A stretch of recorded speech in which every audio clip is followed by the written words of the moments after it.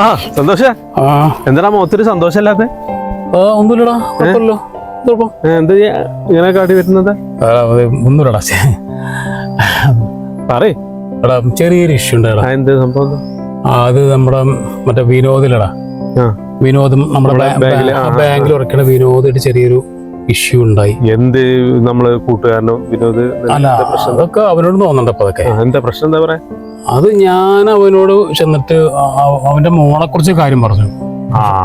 അല്ല അതങ്ങനെയല്ല, അതായത് ഞാൻ കൂൾ ബാറിലേക്ക്, ഒരു ടൗണിലെ കൂൾ ബാറിലെ അവിടേക്ക് വെള്ളം കുടിക്കാൻ കയറിയപ്പം അവന്റെ മോൾ അവിടെ ഒരു ഐസ്ക്രീം തിന്നുണ്ട്. അപ്പൊ ആ കാര്യം ഞാൻ ചെന്ന് പറഞ്ഞു കൊടുത്തു. ഈ മോള് ഐസ്ക്രീം തിന്നുന്ന കാര്യം അവനോട് ചെന്ന് പറയണ്ട? അതല്ല, അവളുടെ കൂടെ വേറെ കുട്ടിയുണ്ട്. വേറെ കുട്ടി ഉണ്ടാവും. അതൊരു ആൺകുട്ടിയായിരുന്നു. ആൺകുട്ടിയും പെൺകുട്ടിയൊക്കെ ഐസ്ക്രീം തിന്നാനല്ലേ ഈ കൂൾ ബാറും ഹോട്ടലൊക്കെ തുറന്നു വെച്ചിട്ടുള്ളത്.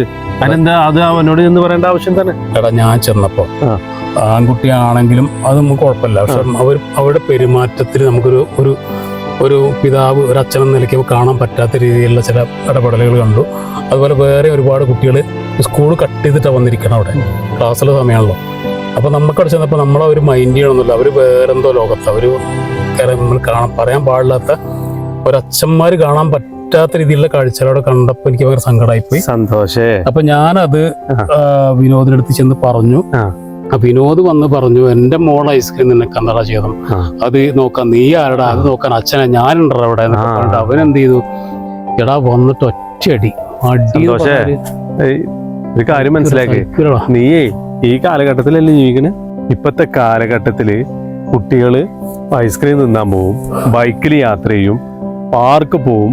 ഇതൊക്കെ ചോദ്യം ചെയ്യാൻ നമ്മളാരടാ? നമുക്കൊക്കെ മക്കളുണ്ട്. നമ്മളെ മക്കളോട് ശബ്ദമുയർത്തി ഒന്ന് സംസാരിക്കാൻ പോലും നമുക്ക് പേടി അപ്പത്തെ കാലഘട്ടത്തില്. ന്യൂ ജനറേഷൻ അല്ലേ? ന്യൂ ജനറേഷൻ എടാ, ന്യൂ ജനറേഷൻ ആയിട്ടാണ് നമ്മളെല്ലാവരും വന്നിട്ടുള്ളത്. നമ്മളൊന്നും മുതിർന്നവർ ബഹുമാനിക്കേണ്ടെന്ന് പറഞ്ഞിട്ടില്ല, അച്ഛന്മാർ പറഞ്ഞ് കേൾക്കണ്ടെന്ന് പറഞ്ഞിട്ടില്ല. അതൊക്കെ ചെയ്യണം. ക്ലാസ് കട്ട് ചെയ്ത് കഴിഞ്ഞാലും ഒരു സ്റ്റുഡൻറ്റിനൊപ്പം ഒന്നിച്ച് സംസാരിക്കുന്നതോ കൂട്ടുകാരോട് കൂടെ നടക്കുന്നതോ അതൊക്കെ ഒരു കുറച്ചൊരു സഭ്യമായ രീതിയിലാണെങ്കിൽ നമുക്ക് നല്ല കാണുന്നവർക്കൊരു ഇതുണ്ടാവില്ലടാ. സന്തോഷേ, അവര് അച്ഛനമ്മമാരായിട്ട് മാറണം. അവരെ മക്കള് ഇതുപോലെ കാര്യങ്ങൾ ചെയ്യണം. അപ്പോഴേ അവർക്ക് തിരിച്ചറിവ് ഉണ്ടാവുള്ളൂ. അല്ലാതെ നീയോ ഞാനോ അവരെ നന്നാക്കാൻ ശ്രമിച്ചാൽ ഒരിക്കലും നടക്കില്ല. ഇപ്പം നമ്മളെ ടൗണിലൊക്കെ എന്തെല്ലാം കാര്യങ്ങളാണ് നടക്കുന്നത്. സ്കൂൾ വിട്ടാൽ, കോളേജ് വിട്ടാൽ, ഇതൊക്കെ ഓരോ മാതാപിതാക്കൾ കാണുന്നുണ്ട്. തൽക്കാലേ നീ ഒരു കാര്യം ചെയ്യും, ഒരു ഫാമിലി ഐസ്ക്രീം ബോട്ടിൽ വാങ്ങും.